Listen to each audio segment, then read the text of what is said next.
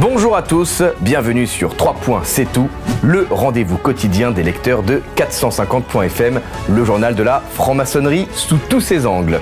Mardi 28 septembre, au sommaire aujourd'hui, les mystères de l'Égypte, prêter serment. Est-ce vraiment important? Et pour finir, la franc-maçonnerie donne-t-elle aux femmes la liberté que la société ne leur accorde pas? Quelle heure est-il? Il est midi. Bonjour, il est midi. Les mystères de l'Égypte intriguent et passionnent le monde entier. La franc-maçonnerie n'est pas passée à côté de la richesse de ce que l'ésotérisme égyptien propose. Avec notre partenaire Vertical Project, Daniel Robin est allé rencontrer Monique Molière, membre de la grande loge traditionnelle initiatique qui pratique en franc-maçonnerie un rite égyptien. Le rite ancien et primitif de Memphis-Misraïm. En 1798, Napoléon va faire sa fameuse campagne d'Égypte, qui est une catastrophe d'un point de vue politique. Par contre, d'un point de vue culturel, c'est quelque chose d'absolument extraordinaire. Napoléon a fait de la franc-maçonnerie un outil d'État. D'ailleurs, son frère Joseph était grand maître du Grand Orient de France. Et la plupart des officiers qui entouraient l'empereur étaient francs-maçons. Quand ils sont allés en Égypte, ils ont découvert des résurgences de rites gnostiques. Les francs-maçons du Grand Orient de France s'en sont emparés et petit à petit est née une maçonnerie égyptienne, le rite de Memphis.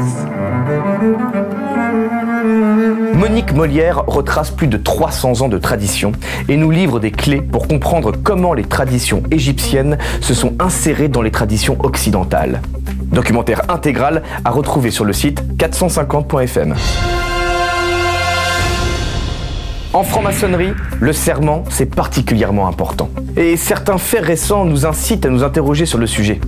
C'est précisément ce qu'a fait Jacques Carletto pour 450.fm. Afin d'avoir des éléments de réponse, il n'a pas hésité à contacter Boris Nicaise, qui publie un ouvrage chez Maison de Vie intitulé « Le serment en franc-maçonnerie ». À partir du moment où nous avons commencé à nous sédentariser, eh bien nous avons pu commencer à être retors, menteurs, félons, j'en passe et des meilleurs, faussaires aussi, ce que nous sommes tous potentiellement, sauf si un serment nous attache. On apprend dans votre ouvrage que Japon-Chine du 8e au 12e siècle, le serment était inutile. Pourquoi? Parce que la parole d'honneur avait une telle valeur qu'il était inutile de statuer sur son état. Celui qui avait une charge la remplissait avec l'honneur nécessaire, qui permettait effectivement l'absence de serment. Parlons un peu de maçonnerie, parce que entre le 1er et le 18e degré, on pratique 16 serments. Sont-ils tous des serments? Sont-ce des promesses?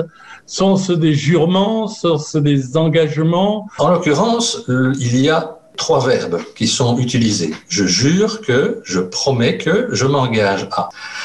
L'engagement, j'ose dire, c'est juste la première marche de la hauteur parce que ça veut dire j'engage moi. Et c'est tout. Par contre, je promets de est déjà un cran au-dessus, puisque là, ça exige une reconnaissance de la part des autres. Je promets, je mets pour. Quant à je jure, ça, c'est vraiment la cerise sur le gâteau, étant donné que ça se fait devant ce qu'on sacralise le plus, sur lequel il faut se mettre d'accord, évidemment, d'où toute la difficulté de savoir pourquoi on jure. Eh oui, pourquoi jure-t-on? Pourquoi prêtons-nous serment? C'est la grande question que l'on se pose tous, que l'on soit maçon ou pas.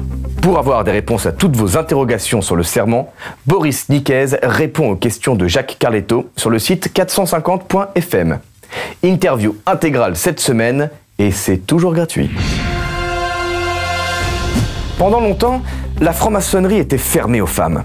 Aujourd'hui, elles sont bien présentes dans le paysage maçonnique. La Grande Loge féminine de France a la particularité d'être entièrement composée de femmes. Catherine Lyotet a été élue grande maîtresse le 29 mai dernier.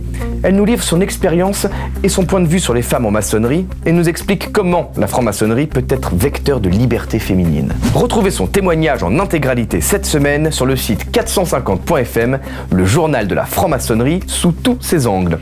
Merci à tous d'être de plus en plus nombreux à nous suivre chaque jour sur 450.fm. Encore une fois, c'est le journal de la franc-maçonnerie sous tous ses angles et ça s'adresse à tout le monde. Alors, qui que vous soyez, rejoignez la communauté 450.fm. Voilà, j'ai dit. Tout est fini sur les 2 colonnes.